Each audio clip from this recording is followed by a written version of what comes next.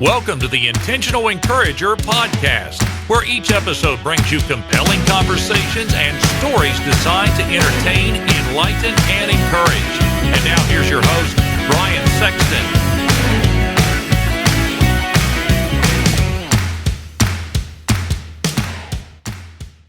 And welcome into the Intentional Encourager podcast. I'm your host, Brian Sexton. Thank you for joining us again today.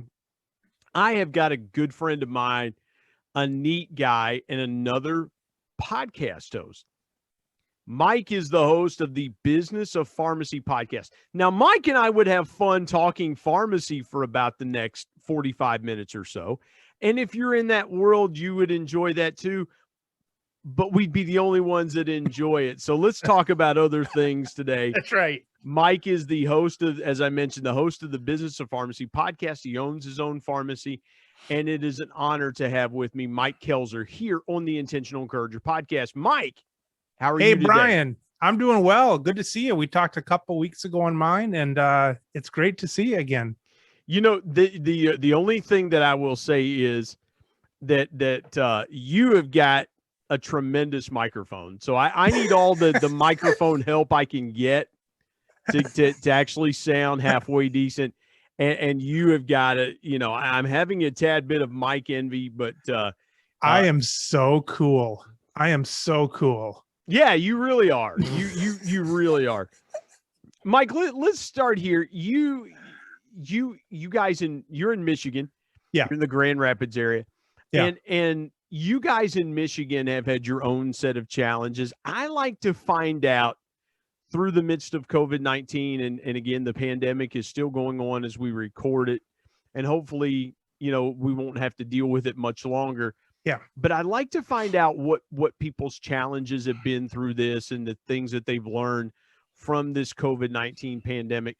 Kind of take me back a year ago, you know, when everything hit, and kind of walk me through that time of going through that in your community, because I know what happened here, but I want to know what was going on there. COVID was about the worst thing for everybody, and it was about the best thing to happen to me and my business.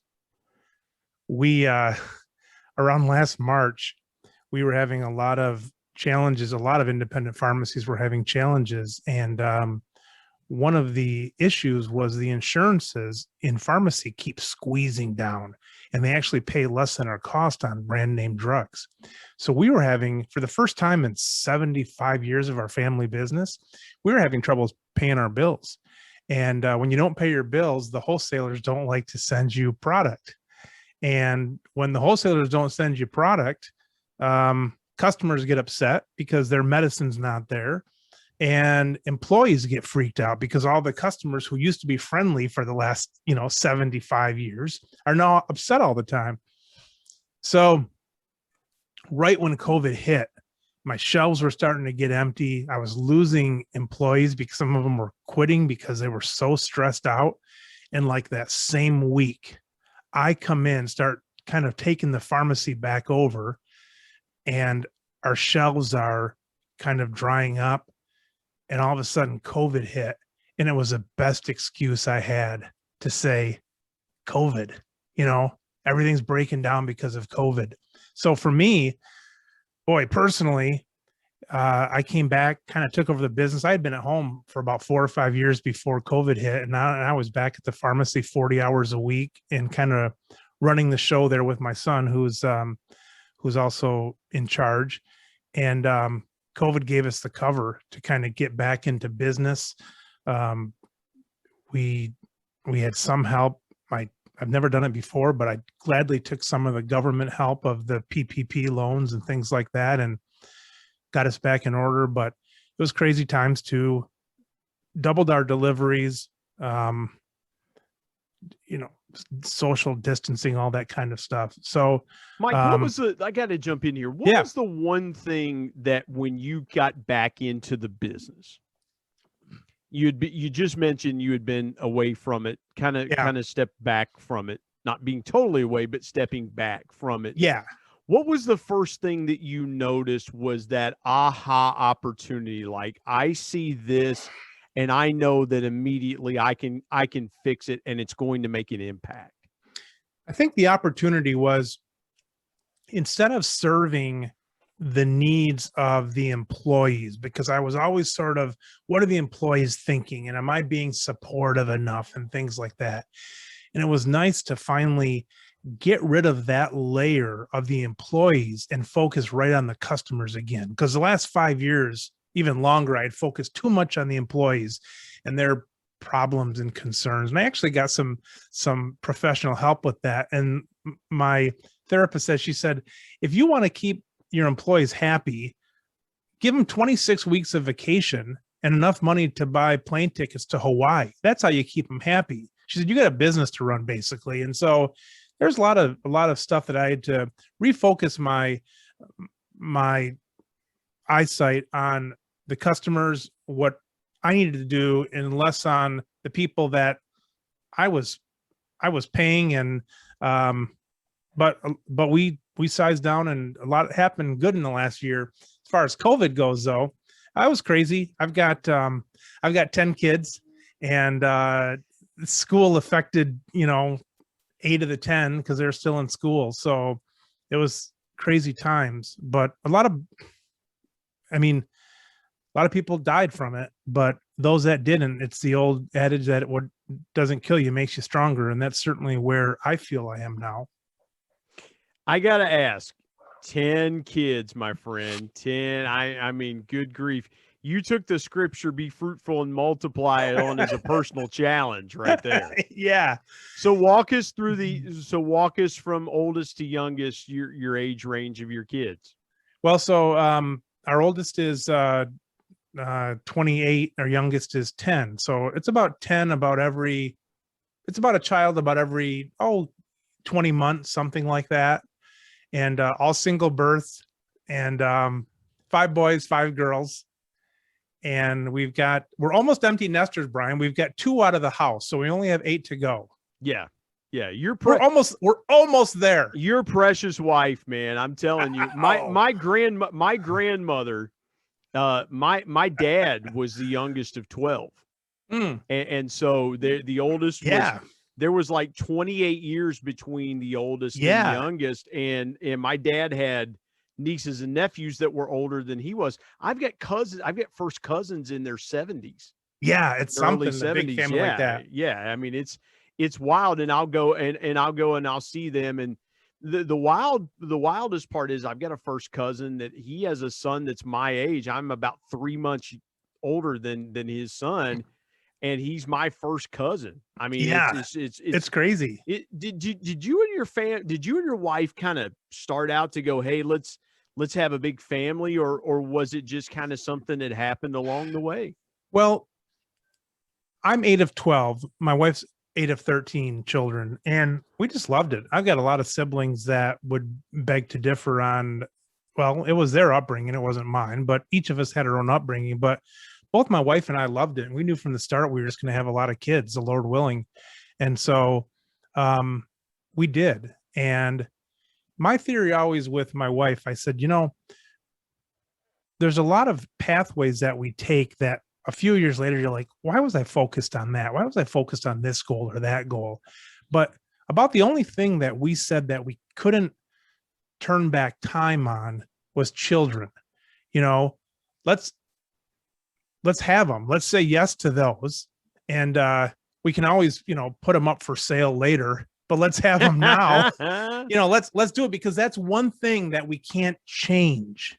We can change a lot of other stuff, but you can't change if you didn't have the children that you think you wanted. You can't go back on that one. No, that's great. And you mentioned going back into the pharmacy business with your son. Yeah. What was that like for you, just going and just, now it's more than just father and son. You guys are standing shoulder to shoulder as business partners together in your family's pharmacy. And we'll get to the history of that. I want to hear more about that a little bit later. But what was that like for you and your son standing shoulder to shoulder going, okay, it's our time together to fix this business? Yeah, it's a little nerve-wracking for me, because when I came in with my dad was probably the most generous person I know. But one thing that was never fully established was that I was the new leadership coming up. And that's something that I've got to be very careful with my son, of letting people know where the leadership stands, because it's hard when you come into a business and you're given the responsibility, like I was given the responsibility of leadership, but I wasn't always given the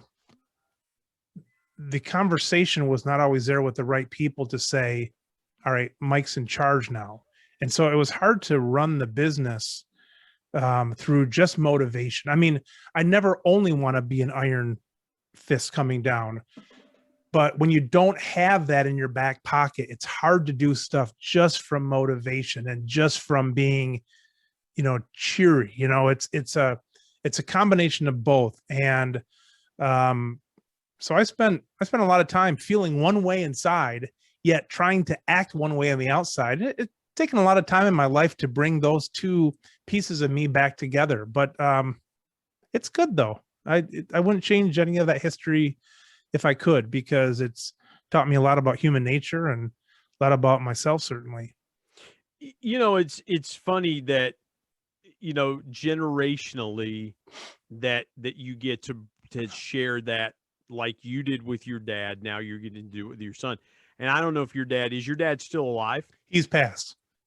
What do you think your dad would think about you and your son working shoulder to shoulder together in the business, like you and he got to work shoulder to shoulder together in the business? I think he'd be proud, but my dad was always very careful about not letting any pride get in the way of what would be best for an individual. And so that was just a big thing of his, of having people do what's meant for them and not because somebody expects something of them. So I've always been very, like, for example, my son is not in pharmacy. He's in business. He has a business degree. And so none of my kids will end up in pharmacy. If they do, I tell them, you got to love this, because I can't guarantee what's going to be here for you. So you have to love the science of pharmacy. And then maybe our pharmacy will be a part of that picture. Maybe it won't be. But I think they all made a pretty wise path of not heading that direction right now, just because it's a volatile business. Yeah, let's step aside, take a quick break. And when we come back, I want to carry the conversation from there and talk about the changing business of pharmacy, because you hit a nugget there that I want to park on and extrapolate a little bit further and have a little more conversation around that. Talking with my friend Mike Koetzler here on the Intentional Encourager podcast. Come back here in just a moment.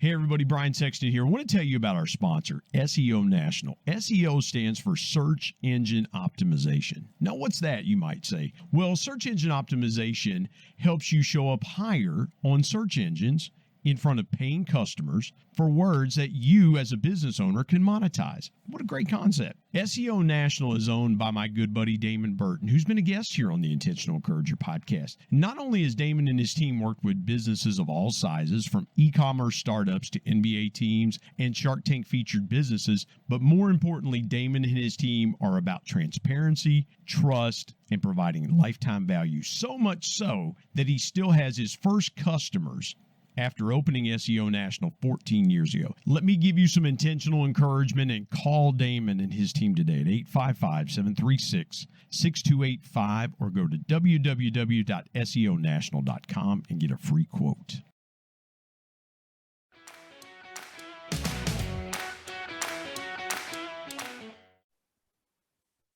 Mike, let's pull some more conversation out of that. I loved what you said about the changing business of pharmacy. What's the one thing that you have seen in your years as a pharmacist and a business owner and things like that that has really changed about the business of pharmacy? Because a lot of people, they run to local pharmacy, they pick up prescriptions, they may pick up other things. They may not understand all the intricacies of the business of pharmacy like you and I do. what's changed most for you that you've seen that you've gone, this is really different now? Well, you remember your first iPhone, Brian? I do. First iPod, not iPhone, iPod. You remember it was like a brick sort of had the one button in the middle and Yep.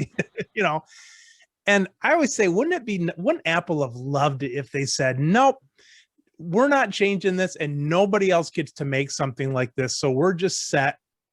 We're okay. We're just going to charge, $400 for this or whatever it was, and we're good, but that doesn't happen. And so competition in any business, competition is what keeps, the economy alive, I guess. And so certainly in pharmacy, the competition's there. Probably the worst competition though is a vertical integration of pharmacy, where you've got insurance companies that are owning pharmacies that are being owned by pharmacy benefit managers who make deals with big companies. And you can see that when you have that vertical integration, basically you have monopolies happening, which try to squeeze out pharmacies wherever they can. I mean, they're not against independent pharmacy. They're just against anybody who's not their own pocket. Well, they're not to interrupt you, Mike. They're not against independent pharmacies. They just make it very difficult for independent pharmacies to fill anything.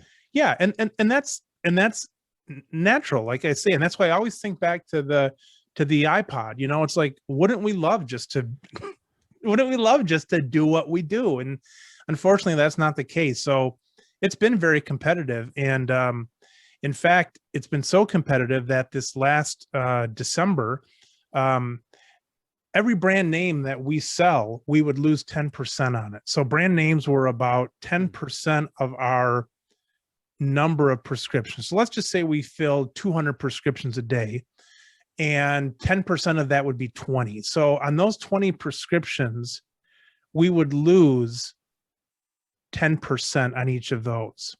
And so this December, I was faced with the decision of either locking my doors for good or making the decision to get rid of our brand names, hold on to 95% of our number of prescriptions with generic. And so now we're a generic only pharmacy. My point there is that it's kind of crazy, but crazy times, I guess, call for crazy measures, they say. So we're doing a lot of stuff that that's what my dad would have thought. Now, he'd just say, oh, whatever, he wouldn't believe the things that we have to do right now. You make a great point. And that is the decision that a lot of business owners have to make in order to make it. The decisions you have to make it. And Mike, you decided, even though, and somebody would say, well, 10% of your overall revenue, you're losing 10% on, and people would say, well, we have lost leaders. If you own a small retail facility, yeah. Well, and Brian, let me cut you there. No, go ahead. Just to clarify that, it was 10% of our number of prescriptions, but brand names are so darn expensive that it was 80% of our revenue. Wow. So it was a small portion of our number of prescriptions, but 80% of our revenue, which allowed us to say, well, if it's that much revenue, but only that much number of prescriptions, we can make this and not affect too many people by it, but make a big impact. So a lot of quick decisions, had to be made. Well, and again, I love the fact that you guys identified and really pinpointed where the leak was in your business, because I'm thinking about, and Mike, I live next door. My wife's grandparents own the house. They owned the house next door to us before they both passed. And I remember several years ago helping my wife's granddad dig where a leak was coming from. And he was able to pinpoint it before the leak got bigger and moved and flooded their basement and did damage. And that's the problem that a lot of people don't face. To make the house analogy is they don't pinpoint the leak and fix it. They just go, I can't find the leak, or it's too expensive to call a plumber, or this or that. And then all of a sudden they've got a flooded basement, and now it's devastating and it's catastrophic. When you are able to pinpoint that, here's where I want to go with this to Sure. really give some encouragement to those business owners. Yeah. Was it and I'm trying to put myself into that scenario, in that moment, walking with you and your son, where you say, this is an easy decision on paper, but we know there's going to be some people affected. How long did it take you guys to really dig in and implement that strategy that should have been, because most people, and forgive me for going long-winded here, but some people might say, well, that's a no-brainer. You cut that off immediately. You just can't do that in the world of pharmacy. You cannot just cut that Right. tide that quickly. Right. How take me through that process of working through, making that switch over to becoming a generic only pharmacy? Well, it's one of those things, Brian, where if I succeed in this, I'm a genius. If I fail, I'm just, because what happened was, one of the things that I think I could do better in life, and I'm trying to change, and I'm learning this as I go, because I'm still not too old to learn, is trying to make decisions when maybe they're 51 positive and 49% negative, or maybe 50, right in that range. And something that I've done way too long, I think, is waited until it was so obvious, wait to fire an employee until they're like 95% bad and I can only find a little bit of good. And maybe that comes from my Christian background of trying to find the good in people or something like that, but it's not always good for business. And so with pharmacy, like this change, we waited a long time on this. And so it wasn't, people say, well, Mike, you made this very bold decision of brand name versus generic. And it's like, no, not really. I made a bold decision of locking the doors forever or going with generic. You know what I mean? And so frankly, Brian, I should have done this $500,000 ago, but it's just hard.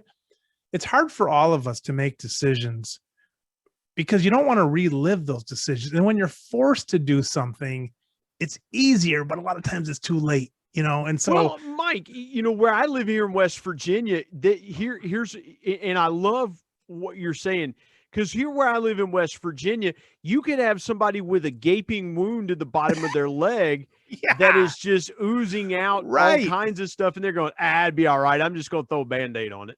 Yeah. Yeah. And you're like, dude, you really need to go get that checked out. I don't want to go to the hospital. They'll rip you off down there at the hospital. Yeah. It'll be all right. And again, in my best hillbilly, I know people like that. Like they just shake it off, and things like that. And you, to your point, you can't, there are times when the obvious smacks you in the face and it forces you to make that decision. What were the reactions of your customers? Because you said a minute ago that you flipped the script of instead of considering the needs of your employees, which you guys had always done, it was taking the customers into consideration. Now, what were the customers' reactions when you guys decided to make this change from a business model standpoint? Yeah. And I think there is, on the point of the decision, there is a lot of value in being a procrastinator, because when you procrastinate, you get a lot more, usually you get a lot more options, unless you wait so long that there's no lifeboat left. But when you procrastinate, you do pick up a lot of options. With our decision, it's always been easier as a business owner to blame something externally, because instead of saying, I weighed the choices, it was 51 this way, 49 that way, and I'm going to make this decision.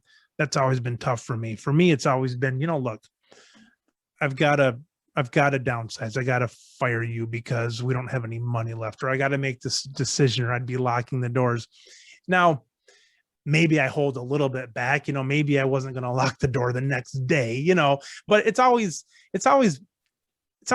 easier to blame it on something, but sometimes it goes too long. But to answer your question, Brian, it's a lot easier to make a decision when you can blame something externally, when you can look at the customer and say, look, I'm on your side. This sucks. Hey, but Bob, listen, if I didn't do this, I wouldn't even be here. The pharmacy would be closed. And so look, I know it stinks that you have to get 5% of your medicine elsewhere, but we can still do 95% of it. And we're still here. And so that's what we're happy about.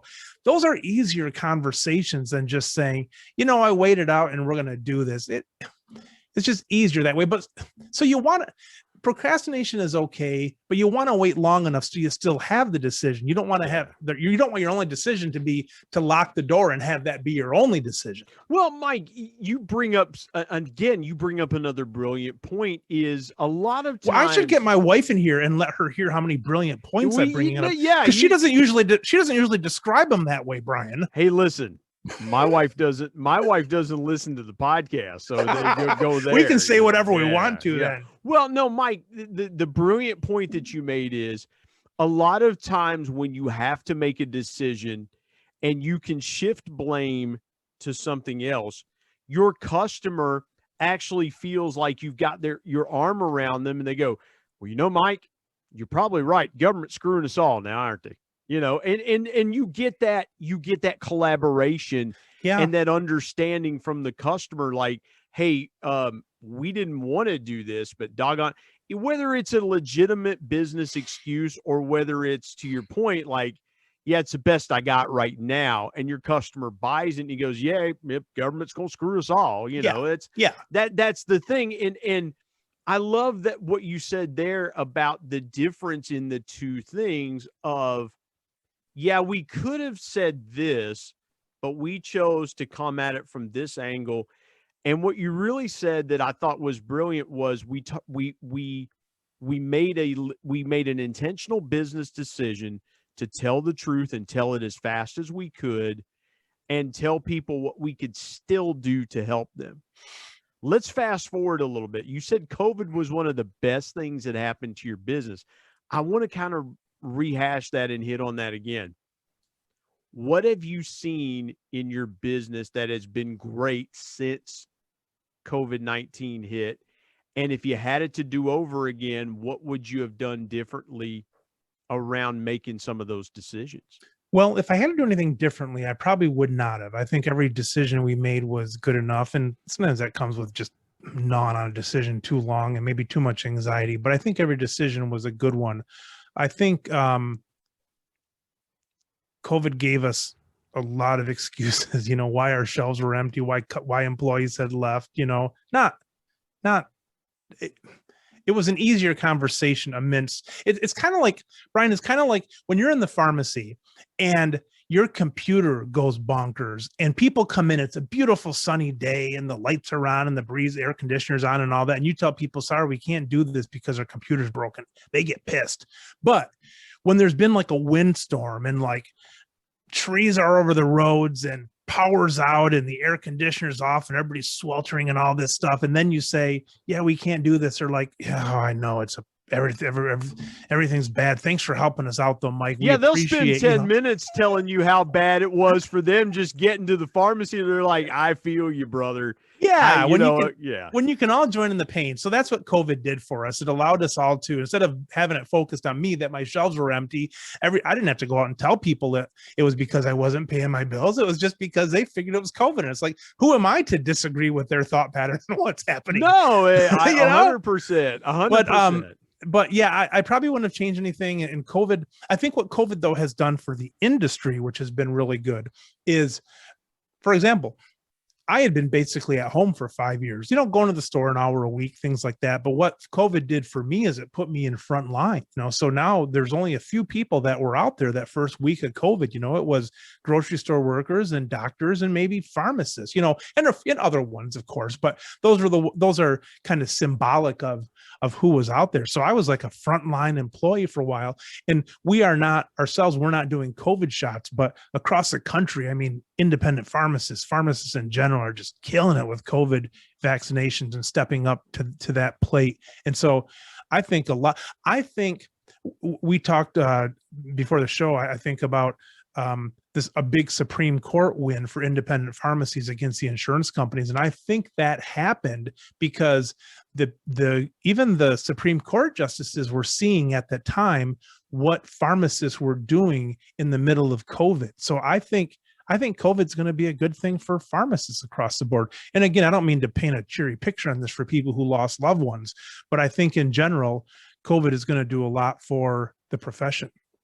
Well, it's given us a playbook of things not to do, as well as a playbook of things to do, because again, there were a lot of, and not to politicize things, and I agree with you.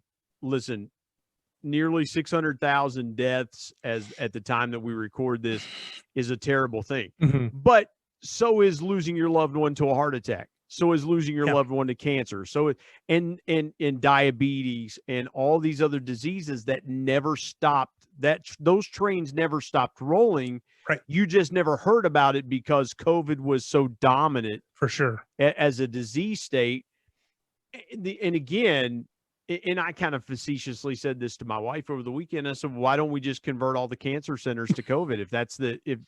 Just make everything, sure, take the heart institutes and the cancer institutes and the things like that, the neonatal units and things like that, and just turn them all into COVID facilities. Yeah. And I was being facetious, but the point was that those other disease states, pharmacists needed to be there to continue to support all the other disease states that were still going on, that contrary to popular belief, were not taking a back seat to COVID. Right. And they don't take a back seat to anybody. No. It's just what's in the news. They are what they are. And again, not to politicize this, but again, to your point about the independent pharmacy, is the trust factor with customers with the independent local pharmacy is and always will be there, because it's always been there with those. You talk about the generations, and forgive me for going a little long-winded, but generationally, families that have gone to the local independent pharmacy, and there is a comfort level of those places in the community. I'd be remiss, though, before we go to another break, I would be remiss if we didn't talk about your podcast, the Business of Pharmacy podcast. Take me into how that got started and kind of what was the genesis behind it for you to start that podcast. Probably a couple things. I like the attention of a national stage because I spent 30 years in my corner pharmacy, serving a population, a 2-mile radius. So it's just a lot of fun to make a mark, my own little tiny mark nationally. That's just fun. Secondly, is podcast is cool because it just takes a lot of things into account, the artwork you do for stuff and the technology, and it's fun to mess with stuff. Brian, you and I are comparing microphones and stuff, that's cool to do. Yeah. And then probably the main reason though was because of the volatility of the pharmacy market. I didn't know if I would be here still owning the pharmacy in 2021 and 2020. I thought we were closing. And so I said, what can I do? What do I love to do? What can make an impact? This and that. It came down to saying, I'm going to get my podcast going. And now I'm 100 episodes in. And you might even be the 100th guest, Brian, when it comes out. I'm not sure who the unlucky person is. But here I am 100 episodes in. And that was all out of the necessity of, watching my back and trying to stay one step ahead and putting food on the table. I haven't monetized it, but the idea is there of moving forward. Well, the thing about it is, and I haven't monetized the Intentional Encourager podcast. And the thing of it is, I think for me, Mike, if I were to ever monetize it, it wouldn't be as much fun. I think you're right, Brian. And so, I've got total freedom to do and say and have the people that I want, like yourself, on. And listen, when podcasters get together, we geek out over each other's equipment. Like, oh man, that's so cool. And then, Yeah. that's how I ended up with the microphone that I have. Was a buddy of mine. I asked him, he's got a podcast, and For sure. he graciously sent me a microphone. I was like, great, man, this is awesome. And Mike, it is, you are doing your community a great service, because somebody could listen to your podcast. An independent pharmacy in Juneau, Alaska could listen to your podcast and connect with somebody with you in Grand Rapids, Michigan. And you guys could be, the only way you'd meet that guy probably is going to a convention, but now you're connected with, hey, Mike said something on his podcast. Boy, that's really good. We really need to think about implementing that. And I love that. That For is sure. so good. And I just love, in a day and age of boom, boom, headlines, boom, boom, and social media and all that. I just love the long form of podcasting.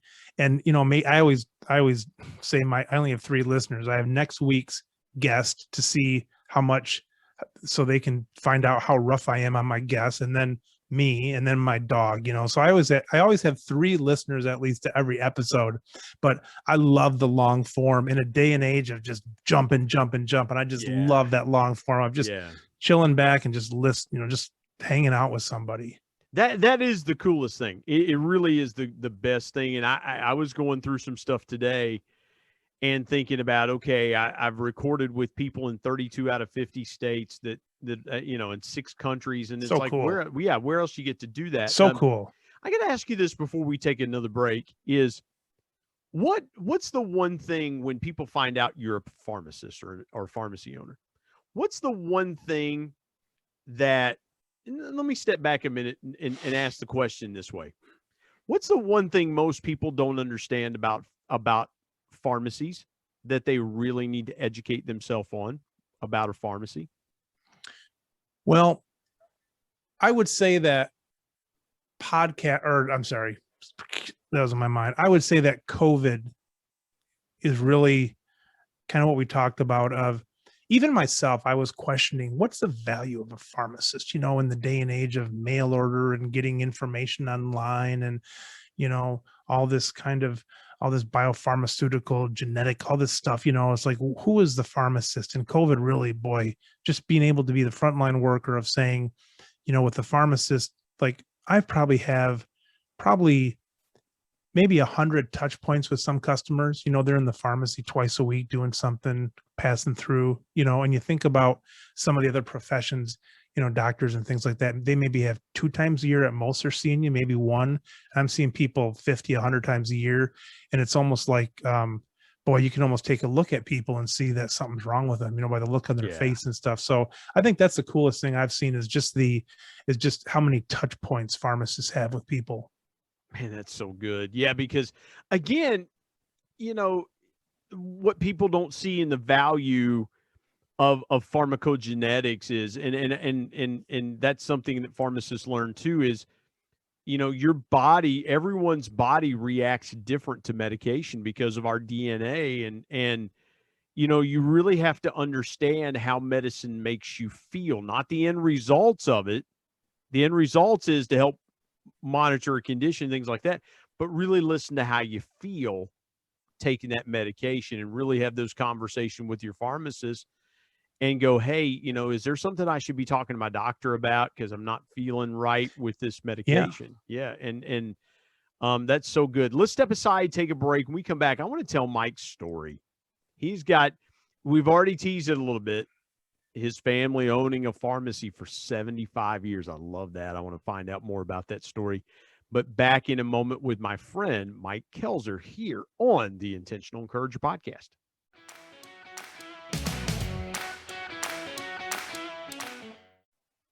Hey, everybody, Brian Sexton. Want to tell you about my new book, People Buy From People, 10 Powerful People Lessons from the Ultimate People Person, my dad.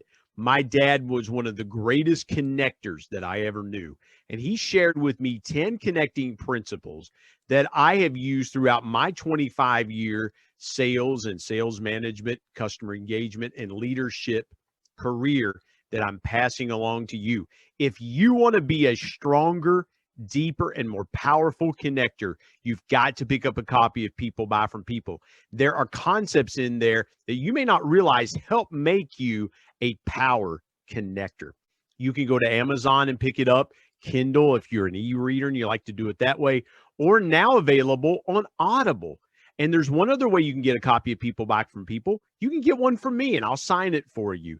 You go to intentionalmediaandpublishing@gmail.com and send me an email, and I'll share with you the link on how you can get a signed copy. You can buy a signed copy directly from me. Again, People Buy from People. If you want to connect like never before, pick up your copy today of People Buy from People. And now let's get back to more great conversation here on the Intentional Encourager podcast.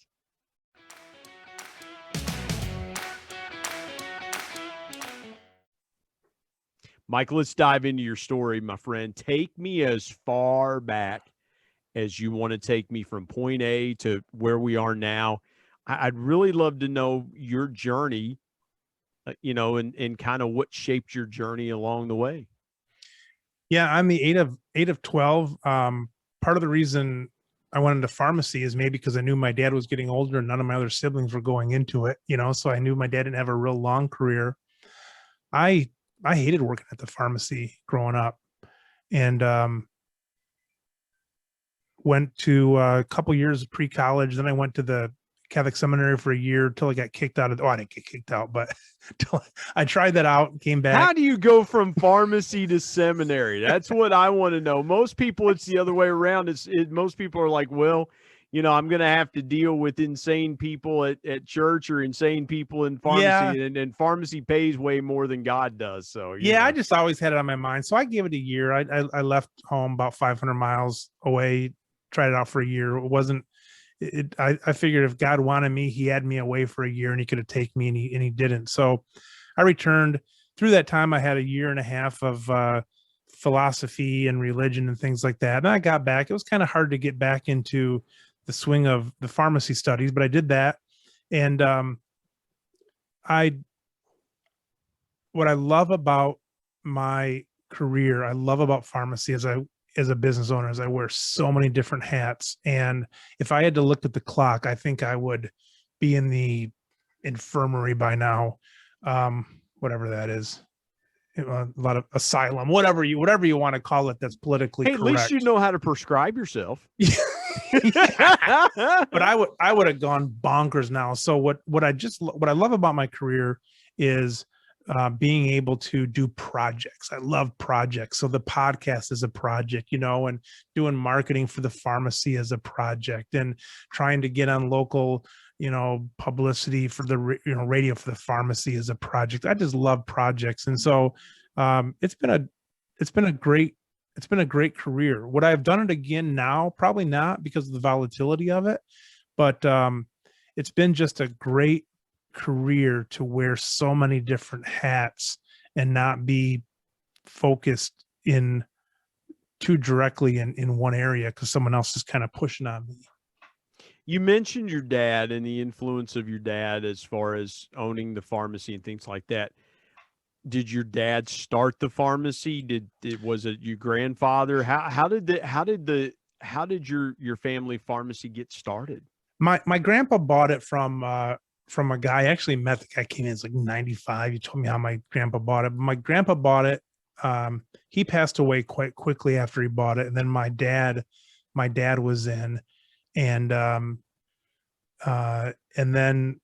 I took over, no pressure. It just seemed like a good place to go to try to get some income to raise 10 kids. And my dad did it. I figure I could do it. And that's part of the thing I always say. It's like, I knew I could do it, because if your dad can do it, anybody can, if dad can do it, I can do it. Did your grandparents have a lot? Did your grandparents on your father's side, did they have a lot of kids? Because you mentioned. No, my dad, it was remarkable. My dad it was my dad and his sister. And wow. And then somehow my dad, it was my dad and his sister. And then my dad had 12 kids. And so,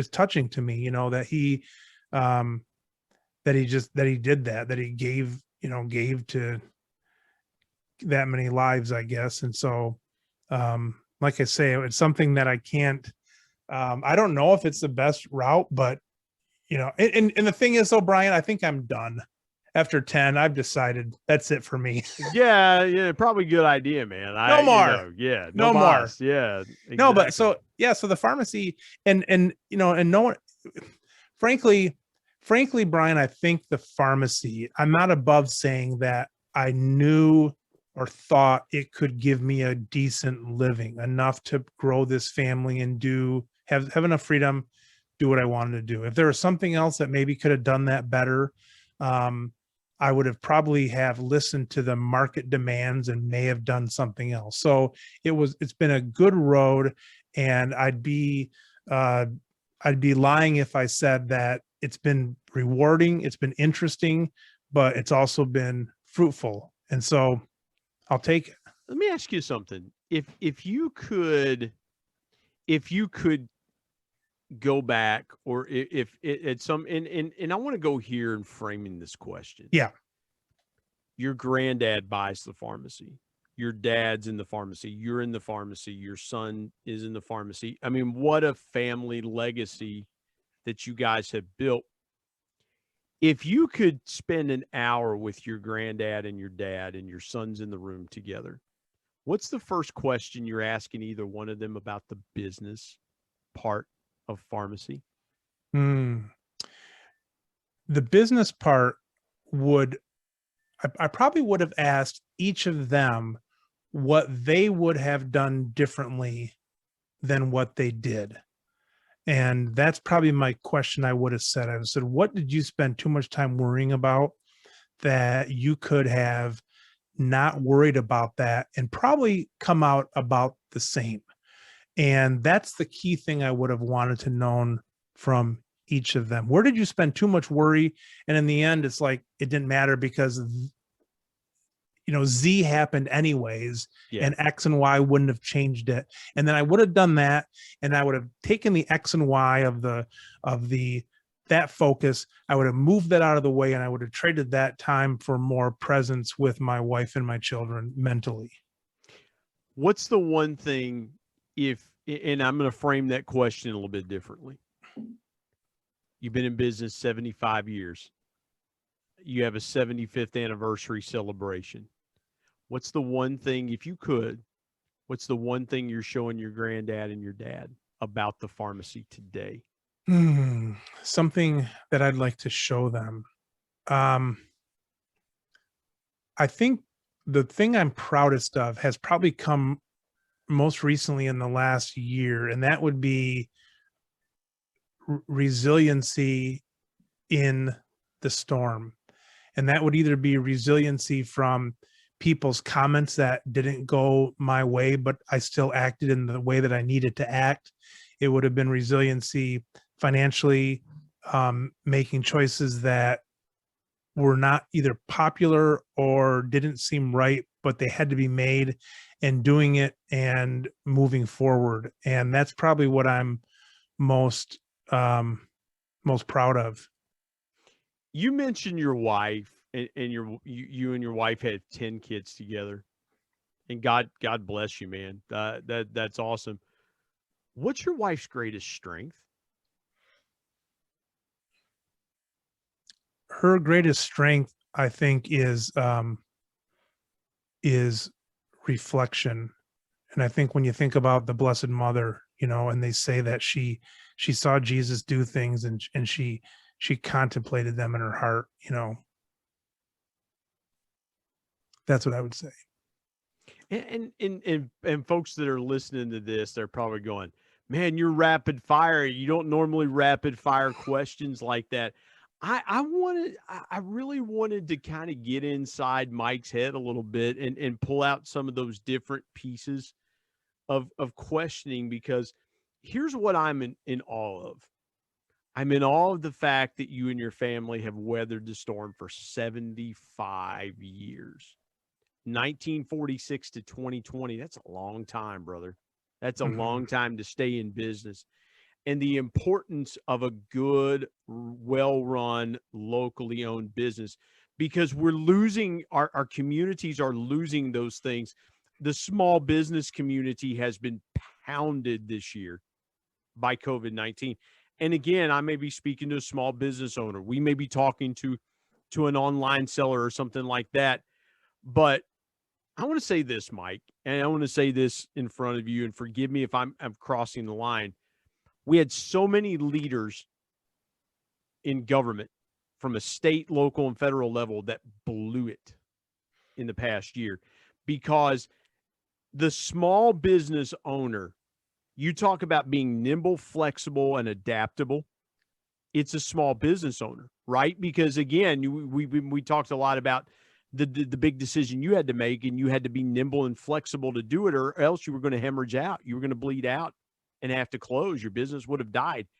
And I don't think our government leaders gave our small businesses enough credit, time, and acumen abilities to be able to go, we'll figure it out. Just give us the opportunity. We'll figure it out. Instead, we locked down and we didn't give these people time to figure it out. Stop me if I am kind of pontificating where I shouldn't be pontificating. But to me, I saw that really hit close to home. Did you feel like that there was a time, your business is a little bit different, but it's not that much different? Did you feel like, and you mentioned a little while ago that you guys took some of the PPE money, and God bless you. I would have done the same thing. Yeah. Did you feel like there was a time that you were like, man, are we going to be able to stay open? Not because you couldn't figure it out from a business ownership standpoint, but is our state and local government going to allow us to stay open? Yeah, that's unfortunate. Well, for better, for worse, we're easy. It's like, yeah, keep the pharmacies open. That's good. But, I got a brother-in-law who owns a bowling alley. I mean, he's been crapped on by the government, for the bowling alley. I mean, he's been out of business now for a year and a half. And I can't say what's right or wrong. Well, but and Mike, and forgive me for jumping in there. People, one thing about the business that you're in is the pharmacy. Most pharmacies that you go into have all these retail products from front to back, and then the pharmacies in the back. I could have very easily seen a scenario where government leaders said, well, you have to put up a plexiglass walkway, and your customers can only go to the back of the store and get pharmacy goods, or they can come through the drive-through, but that's it. And people don't realize that the other components of that pharmacy, the retail products, are there for a reason. Folks want them. They serve a purpose. It's convenience, or it's you carry something that somebody else doesn't carry, or you carry a particular brand of cough syrup or something like that. And that's where I was kind of going with that question. And forgive me for not asking that question correctly. Well, yeah, I mean, for us, really, the government's been really good. And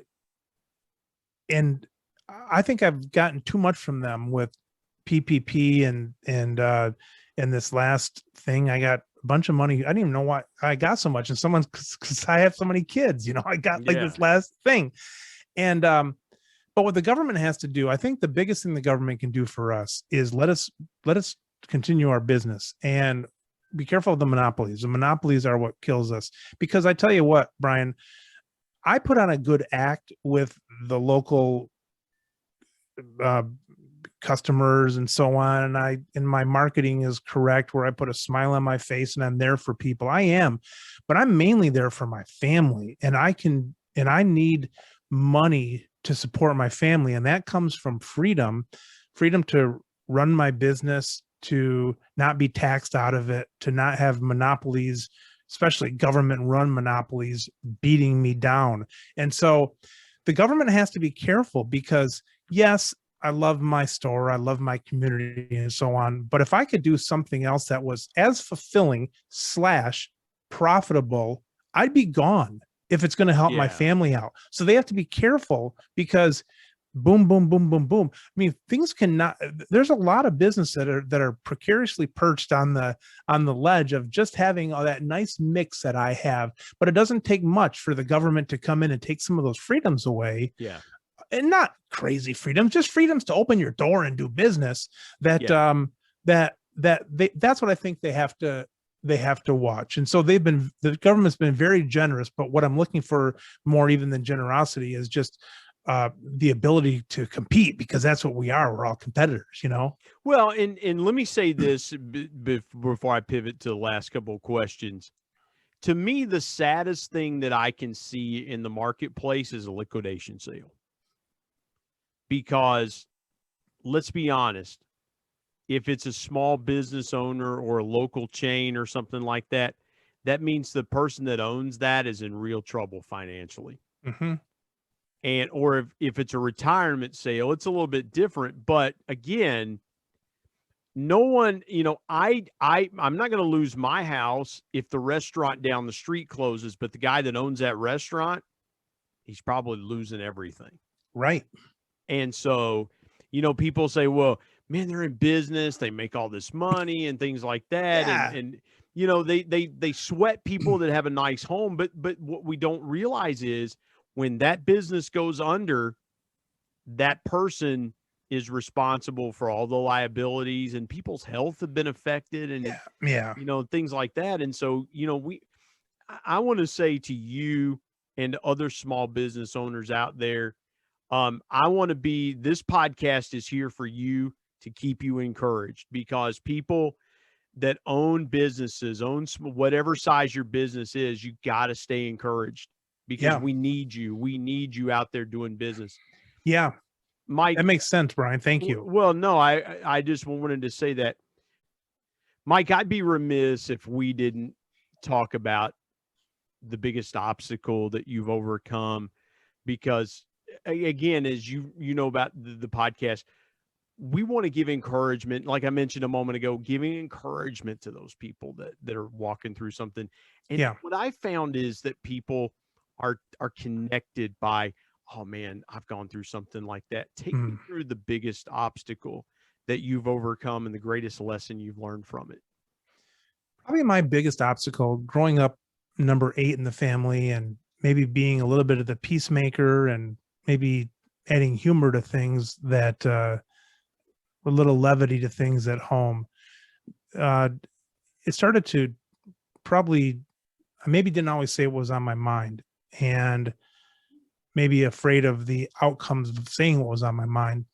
And so I think that's been my biggest obstacle, is maybe earlier on in and it's easy to say now, but if I could go back and live now, and which is impossible because I've got the wisdom of a 54-year-old versus a 24-year-old, but I'd probably say what was on my mind more back then, let the chips fall as they may after I said what was on my mind. Get things in order that maybe would have happened if I would have said things that were on my mind. And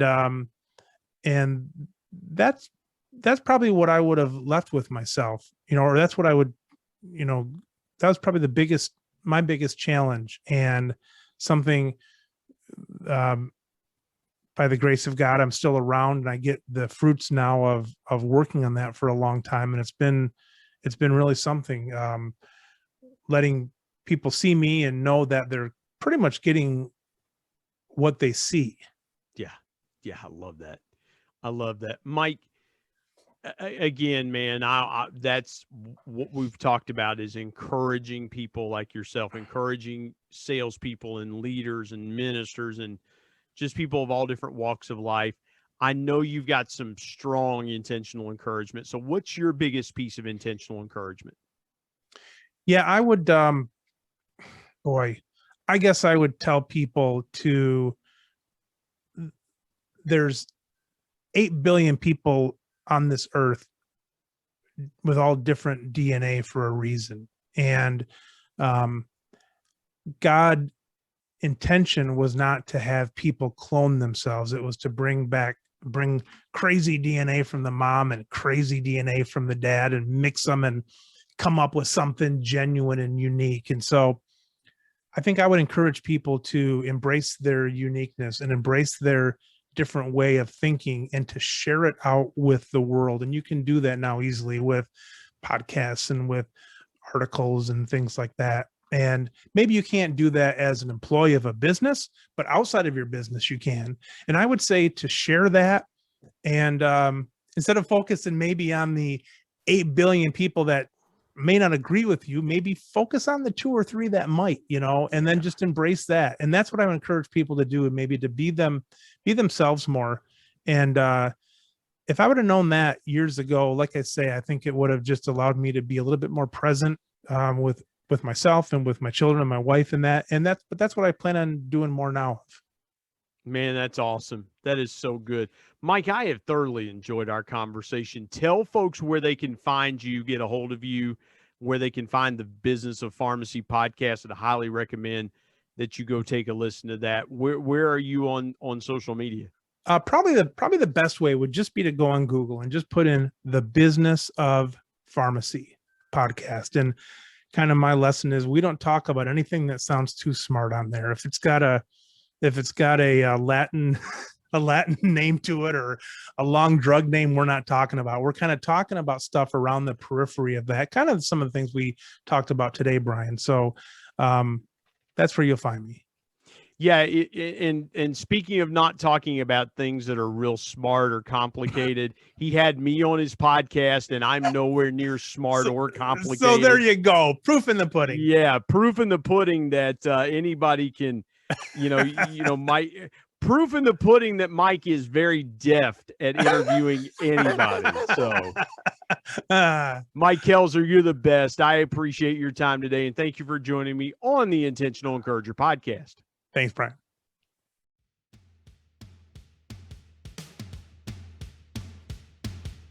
My thanks as always to producer Bryce Sexton and technical advisor Matt Means. And of course, the ultimate thanks goes to the Lord Jesus Christ, who provides intentional encouragement every day through his word. If you're not subscribed to the Intentional Encourager podcast, hit the subscribe button wherever you get podcasts so you don't miss an exciting episode where you can get encouraged and stay encouraged. And remember, anyone, anywhere, at any time, any place can be an intentional encourager.